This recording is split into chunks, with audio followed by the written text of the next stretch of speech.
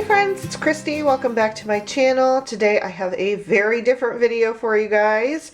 Normally on Sunday afternoons I plan out all of my videos for the week and come up with an idea for each one, and it takes a couple hours, but that's part of my weekly ritual. And this past Sunday was Easter Sunday and we were busy with family basically the entire day, and then it was really beautiful out, so I ended up sitting on my deck and just enjoying the sun and reading a book for a little while. So I have no videos planned for this week. So I need to come up with ideas for my cards, and I thought maybe I would just make a video on that. I know a while ago people were asking for videos on how I come up with my card ideas and how I lay them out. And so I had been taking a bunch of notes and had all these thoughts on it, but it was just kind of really overwhelming trying to fit everything into one video. So today I'm going to take the pressure off myself. I'm just going to walk you through exactly what I do. And then if you have any questions about it, maybe I can make a follow-up video or a couple of videos that kind of delve into the specific things that you guys have questions about. But for today, I'm just going to show you exactly what I do when I plan out a video. So the first thing that I do is I consult my filming calendar. I always keep one of these tear-off calendars right in front of me on my desk.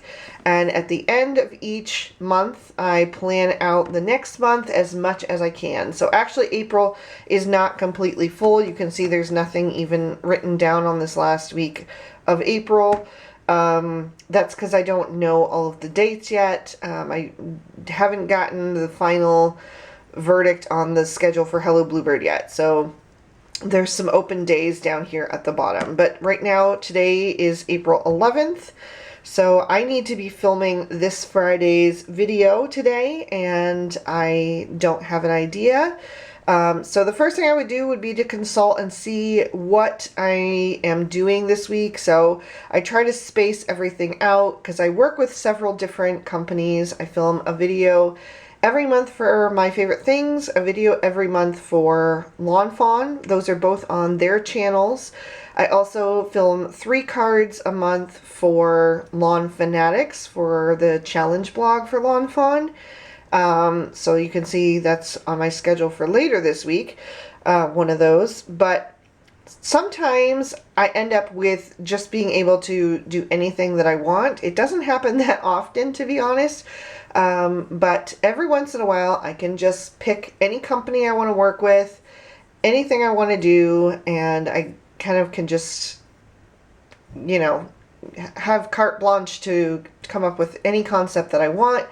And that is always really fun. It is a little bit trickier though, because when I have an idea in mind, like if I know that it's for a certain Lawn Fanatics challenge coming up, I know that the card has to be using this certain color palette or this certain layout or this kind of idea. And so I already know that you know, this is the direction I need to go in. I still can pick whatever stamps I want, whatever, you know, depending on what the challenge is, you know, different dies, whatever.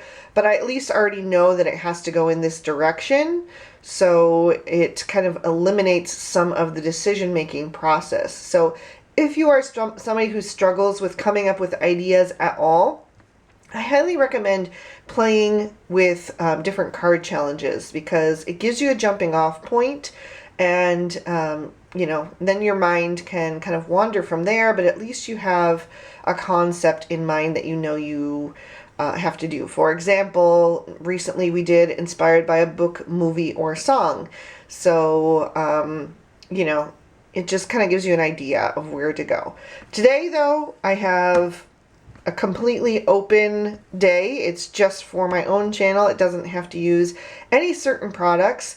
So I'm just going to go take a look through my supplies and see what I might like to use today. I'm thinking I might do a Hello Bluebird card just because I've only done one so far. This was this past Monday. And I've already got a couple of Lawn Fawn cards coming, and I have, you know, several more here on the schedule. I've got My Favorite Things video already coming Friday, but this is on their channel, and I like to have one on my own channel as well. So I'm thinking Hello Bluebird is what I'm going to go with, and it is a stunningly gorgeous day today. It's like 67 degrees outside. It's so beautiful. It's so sunny. So I'm thinking that it's going to be some kind of like a springtime scene, but that's just what I'm feeling. I'm going to go flip through my stamp sets and kind of see what jumps out at me. And I usually pull several different stamp sets and then go from there. So that's what I'm going to do, and when I have a couple of stamp sets to decide from, I'll come back and show you what I do next. Okay, so I've pulled out several sets from Hello Bluebird, and I still don't know which one I'm going to go with, but these kind of just jumped out at me right at first. I have this Garden Friends set. The birds are been chirping out a storm right now, and so that always makes me think of springtime. I think that might be a fun one to use, and I haven't used it in a little while. There's also the Bloom and Grow with all the little flowers. We have no flowers yet here, but I'm so eager for that season, so this is another possibility. I could use that one. Also kind of along those lines, I have the Flower Friends. These ones have all different flowers as well, and some little bees. So that one is a possibility. I'm also thinking maybe about using Best Days. I really love this girl. I haven't used her in a while, and I just really like her. It also kind of suits the season because she's got a little bit of a longer sleeve, like a 3/4 sleeve, and some longer pants on. And it's not that warm yet. I mean, I'm wearing a sweatshirt, so, and then there's also Fish and Hole, which is another one that I haven't used in a long time. My son has been talking about nothing but fishing lately, so this one kind of jumped out at me. But I don't know. I think I'm kind of feeling Best Days. I really like this one a lot, and I just feel like maybe I'm gravitating toward this one for today. So maybe I'll just go ahead and use this one.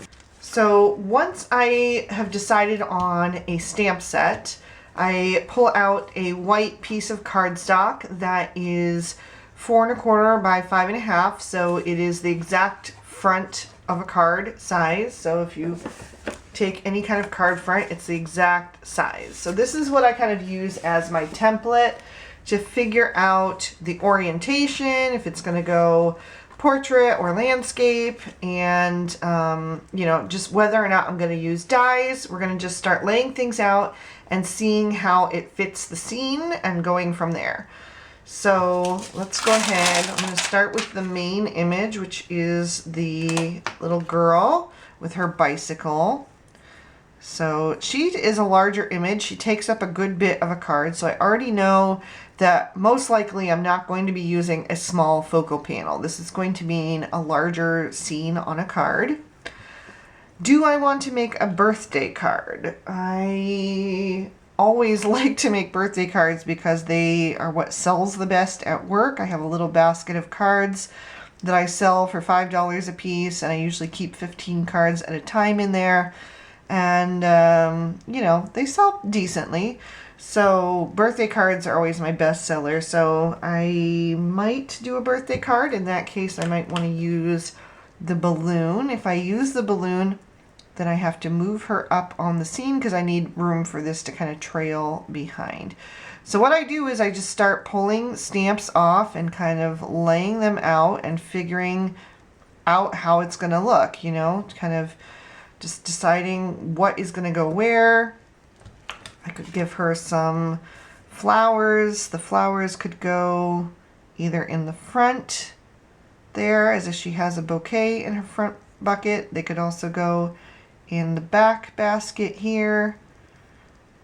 I do like it there. I think I've done that a few times though. And then in the front basket, we have a few options. We could do a little kitty poking out of the basket. That might be cute.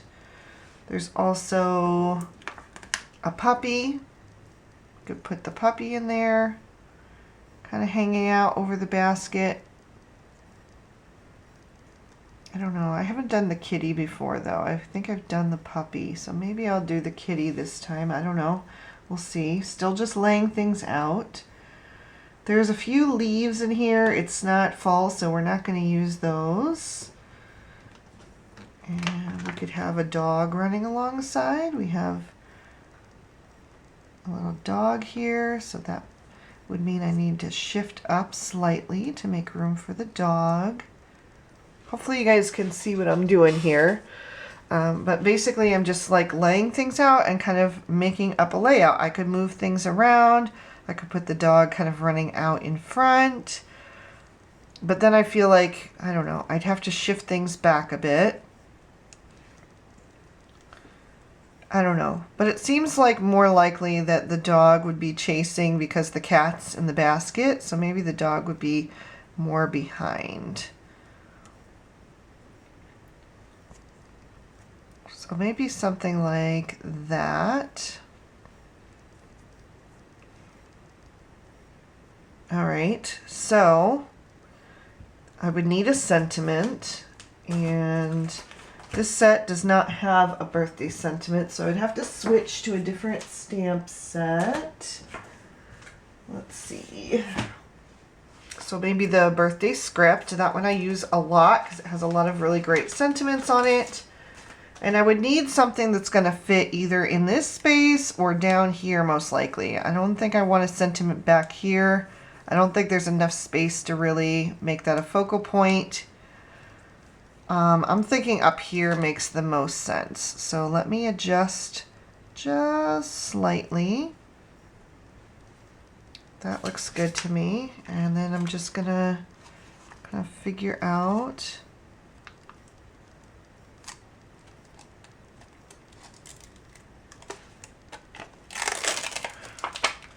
Maybe we would do Enjoy Your Special Day. I use this one fairly often, but it is a good one. So that one's a possibility. What else? Maybe just birthday hugs. Should go with that one just for something different because I use this one so often.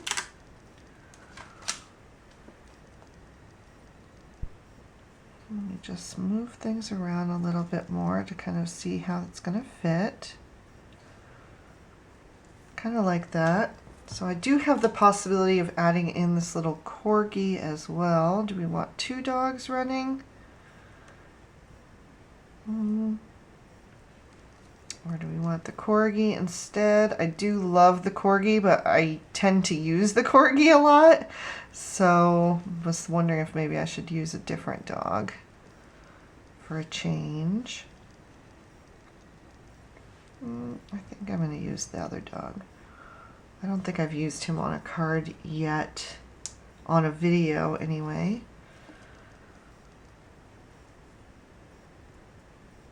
So that looks pretty good to me. So what I'm looking at when I'm designing this card is that it takes up the right amount of space, and I can see that there is pretty much an equal amount of space down here at the bottom as there is at the top, and kind of on the side. So there's a little bit more room over here than there is over here because the balloon is kind of out, but maybe the balloon could be tucked in just slightly, and that makes it a little bit more equal.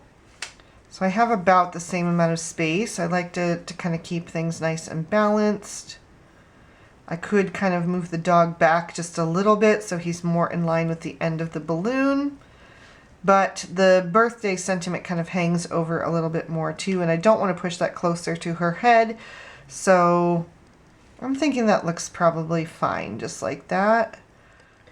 So this does tell me that if I wanted to, I do have room to make a slightly smaller focal panel and then pop it up on some pattern paper if I want to, because I have a little bit of room. I can see that all of the images are clustered with a decent amount of space inside. You know, nothing is kind of hanging over an edge. So the next thing that I would do would be to pull out some dies and see what I would want to use to frame this up. So give me a second and I will flip through those. So I have a couple of options. I could use the nesting decal A2s, those would work. I could also use the gallery frame number 6. This one has like a smaller frame around it. So I would not use this inner portion because that would cut up the background. But I could use this outer portion and just use it as like a frame around the edges. So that's a very good possibility. The other option would be to take one of these nesting decal dies, maybe like the second largest one. And I could actually see that I can go in even further because that one still has some room. So maybe we would go down to the third largest one. And that one would be just about perfect.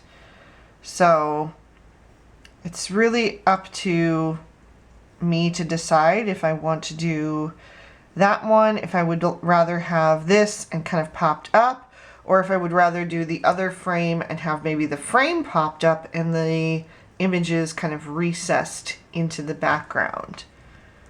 So let's see. Maybe I would do the frame. Now the frame is a little bit trickier to test because I can't obviously put it over, but what I can do is just kind of look through the window and see that everything would be kind of contained in there. But the die that the part that I'm using is actually shorter, so I can see because that already fits in to the windows, I definitely have more space. So I could use the frame as well.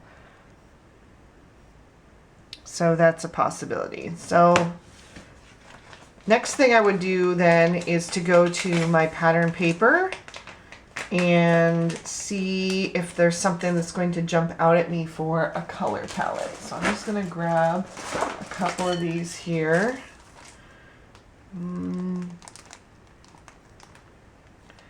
These are the ones that have just been sitting here on my desk.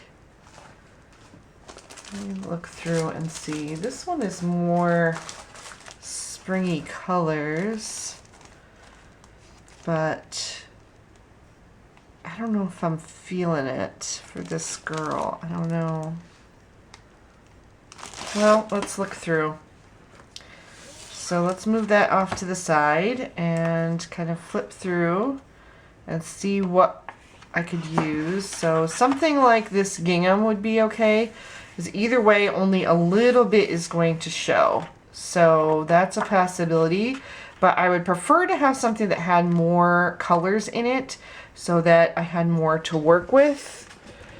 Maybe I should zoom out a little bit more for you guys. All right, hopefully that's better. So like I was saying, I would prefer something with a little more color. So we could go with this gingham here. I don't know. I'm just not feeling it. We're after Easter now, and that seems very Easter. This print would be a harder print to use in a small piece because you wouldn't really get much of the design. You would definitely want to use a bold print like this with a smaller focal panel so more of this paper could show. So let's see, I recently used the rainbows on a card, so I don't want to use those again.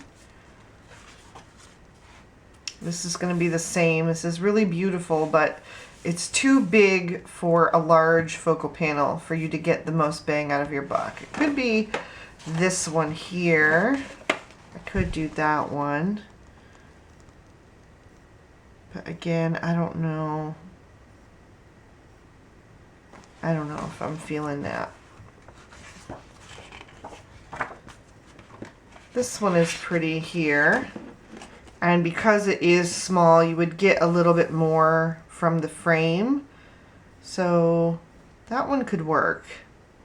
We've still got the spring lake flowers. There's some daffodils in there. They might not show up in the piece that we cut out. You know, it's gonna we'd be lucky if we got some of that in there, but I do like that there's more colors in this one. And it's not so in your face Easter because we've got some darker shades and stuff in there as well. This is a little bit unexpected in an Easter palette. So maybe we'll go with that one. Let me see if I've got one that's already, is this a scrap? Oh, there we go. So we have a scrap there. All right, so now we've got a color palette to work with. We've got the two possibilities of the dyes. So I've got both of those set aside. So the next thing I do is lay this all out, and I grab my phone and I snap a photo of the layout. So I'll just go like this. So I know exactly how I want this card to come back together. And then I'm going to grab my Misty and I'm going to stamp all of these images out. So how I do that is I just take them back apart. I don't need the sentiment right now because that will get stamped onto the card later on. So I can pop that off. And the rest of these images I'm just going to lay out. Just pull them all off again. So we'll put our girl down here and just try to fit everything, you know, back together again. Maybe we'll put that up there. The little dog. Just trying to make it fit into the layout. And since there's not a ton of images on this one, we have plenty of room.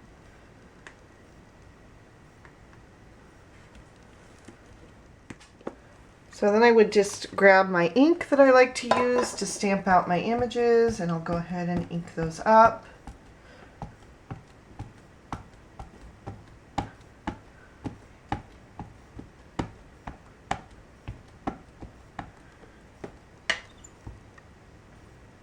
Make sure the magnet's not in the way. Grab my pressure pal from Twiddler's Nook and make sure that I get even pressure as I stamp out all of these images. And then carefully open that door. And I always stamp my images at least twice, usually twice. Every once in a while I'll do it 3 times though. It depends on the coverage because I like nice bold black lines for my coloring. So I'll stamp those down again.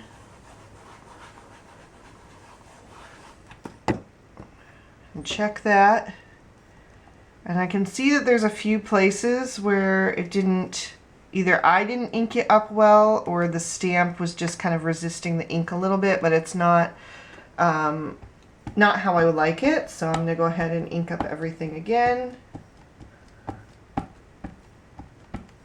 And I'm going to pay special attention back here where I know that there's some difficulty there, and I'll press extra hard there just to make sure that that is making contact.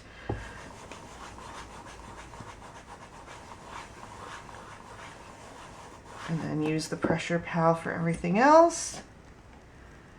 And that looks much better. So then I just set this aside and save that for when I'm ready to film. So once I'm finished, I gather up all the supplies that I will need for this card. So I've got my stamp set, my sentiment set. I also have a die that I might use for some hillsides using the Hill and Dale.